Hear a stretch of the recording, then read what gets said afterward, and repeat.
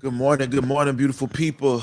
It is CJ Lawrence, Esquire, giving you legal analysis of the fifth day of the Derek Chauvin trial and the witness testimony that has come down this morning, as well as evidence that has been presented uh, in the murder of George Floyd uh, trial. So we're looking at what's happened so far this morning. And I just wanted to give you guys some insight because I know that some of you are watching and following it, and some of you may not be, and that's totally understandable because we understand uh, how tough these trials are and how tough sometimes it can be to uh, have hope as it relates to these trials. Excuse me for 1 second so I could pick up my audio. Okay, good. We in there. Um, so this morning, there's been two officers to testify. The first officer to testify was for the purpose of laying foundation for the second officer, Lieutenant. We're going to call him Lieutenant Z, Lieutenant Zimmerman, uh, to testify. The first officer who testified was a crime. One of the first to arrive at the crime scene. He basically cleared the crime scene uh, so that Lieutenant Zimmerman could get there and begin to lay the foundation. The purpose, really, and we're going to focus on Lieutenant Z's testimony. The purpose there is to really establish for the jury the use of force continuum. Right.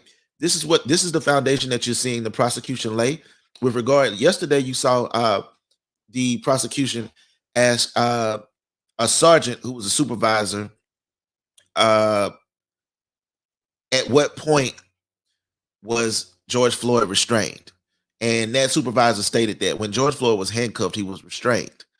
Uh, and so they're taking that testimony a step further with the testimony of Lieutenant Z. Why is this important? Well, it's important because it goes directly to the heart of the theory of the case, right? Was Derek Chauvin acting reasonable when he continued to restrain George Floyd with a knee on his neck? And what level of force does this constitute? To a regular person, everyday person, they might not understand that when you put a knee on someone's neck, instantly at that moment, you have chosen to use the highest level of force in the force use of force continuum. You are now using deadly force. Why? Because a knee to someone's neck can kill them. This is something that you understand at the time that you elect to do it. So far already in his testimony, Lieutenant Z, who is essentially the lead investigator for the homicide division, has testified that in their training, every officer is required each year to receive training as it relates to uh, use of force. And in that regard, he's already testified that officers understand that laying someone in a prone position being laying someone on the ground on their chest, laying someone on the ground on their chest, uh, you understand at that point that their chest is being compressed and that you have to get them off their chest at some point. But when you handcuff them and lay them on the ground, you need to change them from that position. Some of the statements that he made include so far, and I'm gonna read them to you because I've been dictating them on Twitter as we live tweet out on Twitter what's going on. So some of the things that Lieutenant Z has stated is that if you put a knee on someone's neck, then you are using the highest level of force. Deadly force, because when you put a knee on someone's neck, you understand that you could kill them. This is what he's testified to thus far. He went on to say, when you handcuff somebody, that person is yours. Once they are cuffed, their threat level goes down considerably. They are your responsibility.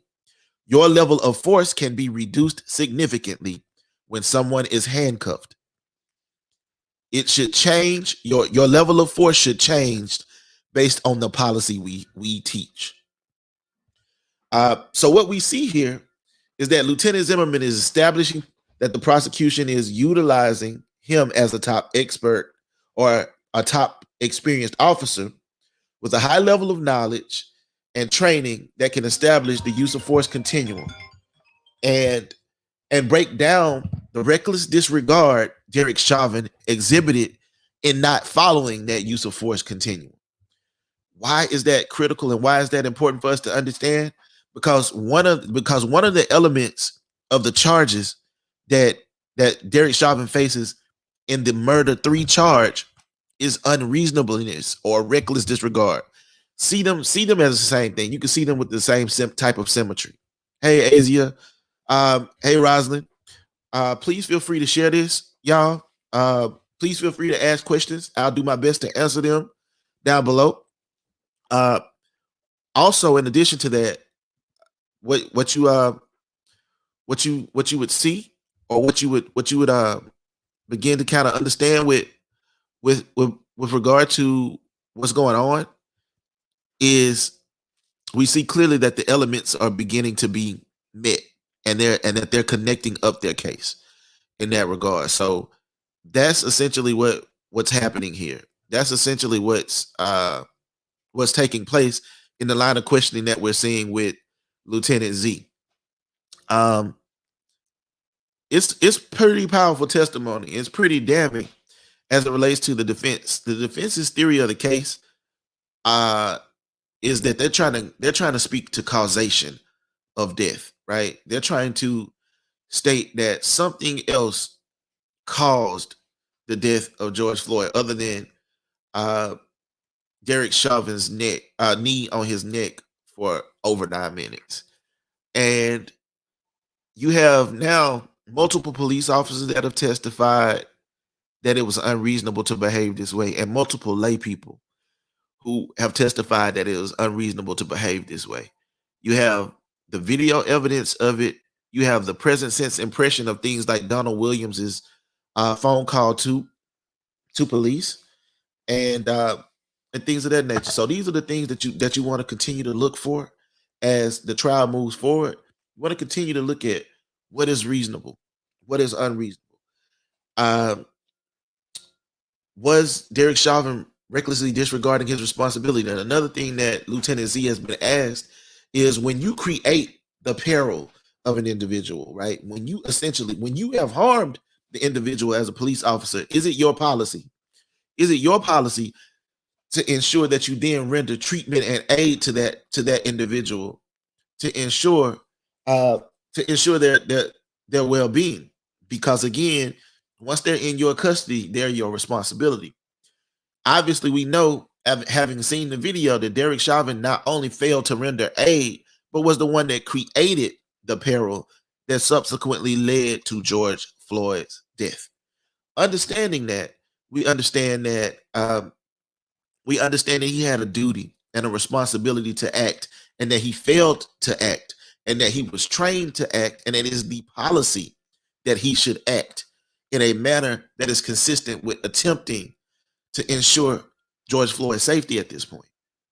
He was unreasonable in his behavior to do so. So either he knew and intended to seriously harm George Floyd, or he recklessly disregarded the fact that the level of force that he was utilizing was deadly and that it could kill, and that he should not have him on his chest, and that he should not have his knee on his neck while he was handcuffed, and that him saying 27 times that he couldn't breathe was something that he could have and should have paid attention to, that he should have gotten off his neck by the time the EMT arrived, and that he failed to do so even as they were attempting to render aid.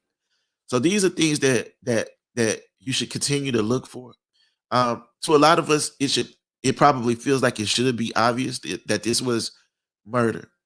And it is our hope that a jury can see it that way.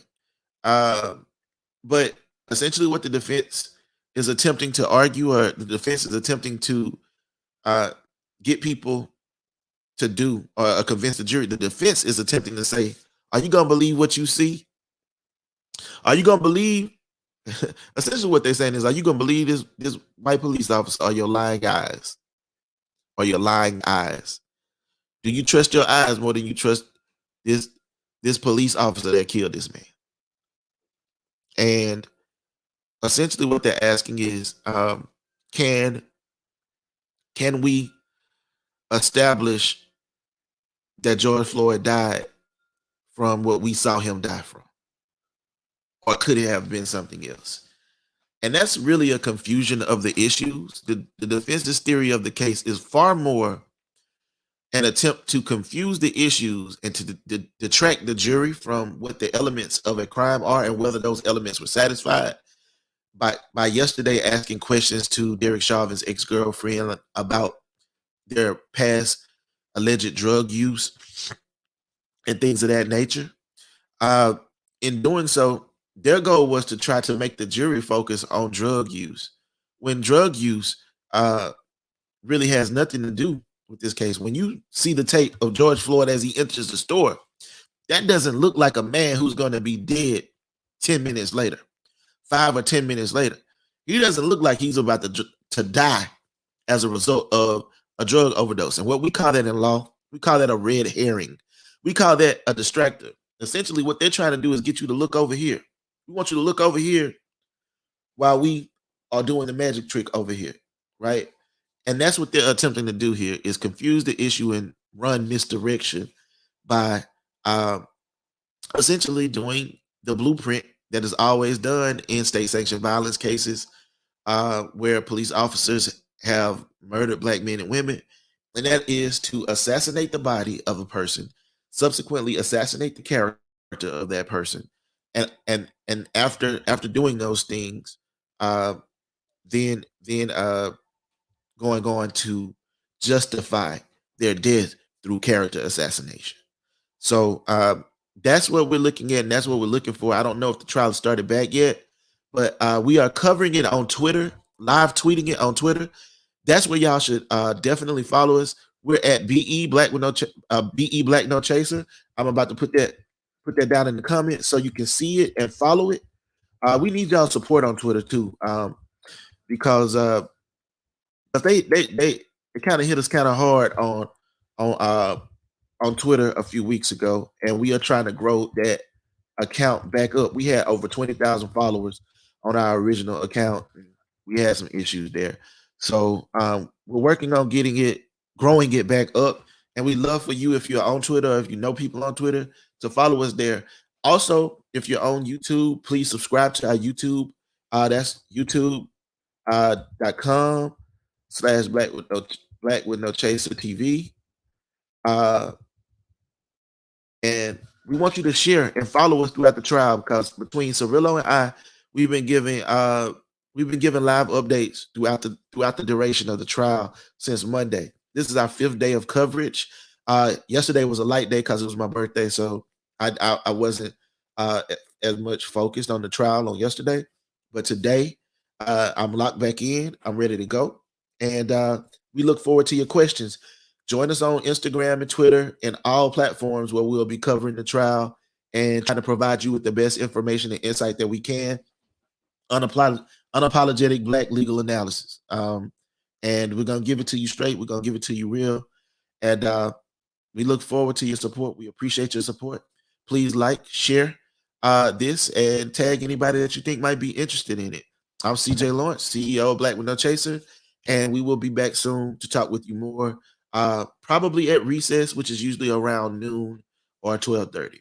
So talk to y'all soon. Peace.